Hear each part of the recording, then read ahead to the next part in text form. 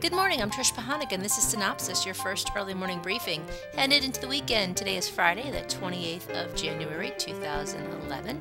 Here are today's top stories. Investigation Discovery unveils a new series, Nothing Personal, documenting contract killings. The one-hour series will open March 9th at 10 p.m.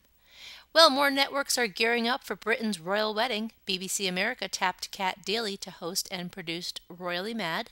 Part 1 airs April 12th at 10 p.m. Now, next month, Ovation will air the U.S. premiere of William and Kate, A Modern Romance, on February 9th at 8:30 p.m.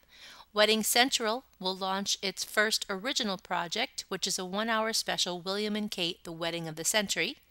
Lifetime has a movie in the works about how Prince William fell in love with Kate. Nico Evers Swindle will play Prince William, and Ben Cross will play Prince Charles. Starting next week, a new season of AARP's My Generation, hosted by Lisa Gibbons, premieres on more than 250 public television stations nationwide, including affiliates in 18 of the top 20 markets. Magna Global revised its DVR home penetration estimate in a new report that says at least 50% of all U.S. TV homes, or approximately 61.8 million households, will have a DVR by the end of 2016.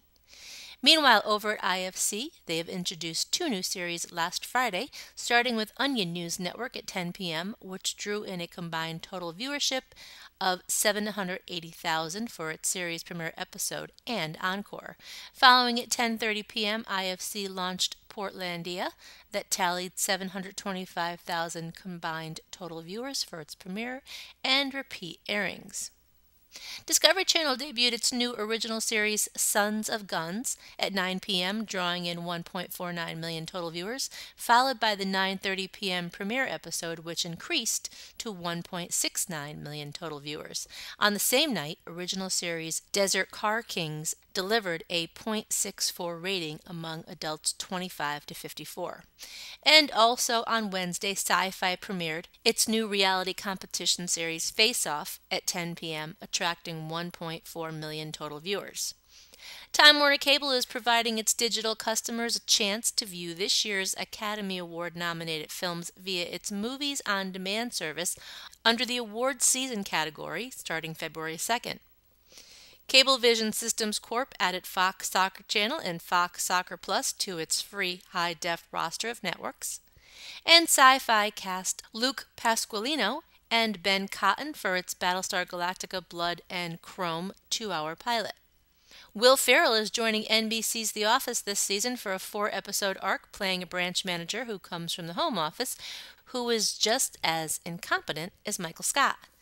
And Page Productions and Sloan Cooper Development are partnering on the development and production of non-fiction programming. And Investigation Discovery gave an order for Cleaning Up, which is a docuseries about Neil Smither and his wife Lindy and their company, Crime Scene Cleaners.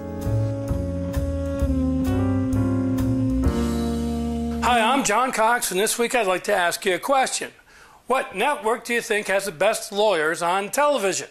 Well, if you said anything but ABC, you're wrong. And how do I know this? Just watch one episode of Winter Wipeout. These contestants take such a beating, and the entertainment value is so high because seemingly nobody gets hurt. I mean, really, how can you make it through this show, even just one episode, without even a bloody nose? These contestants, who are half the fun because none of them really expects to win, they're just there to have fun, are put through horrifying acts of athleticism while being hit, dropped, slammed by spinning objects and snowballs, and of course, the 4 big red balls. In earlier editions of the show, I've actually seen about a half dozen people make it across those balls, and it was actually a pretty exciting thing to watch. But in this winter edition of Wipeout, there is now a conveyor belt that leads up to the 4 giant balls, adding to the difficulty drastically. But the best part of Winter Wipeout is Nana's house, a brutal 20-foot stretch full of dogs and horrifyingly fast Dutch doors. The commentators talk too much, but by TV standards, they're very clever. But the dullest part of the show is, oddly, the final event. It sounds good on paper, but hardly has the impact of the rest of the show. Oh, remember about 3 weeks ago when I was talking about Showtime's new series episodes? Well, I've seen everyone since then, and it still stinks. I'm John Cox, and that's just my opinion. Have a good weekend, and be careful out there shoveling.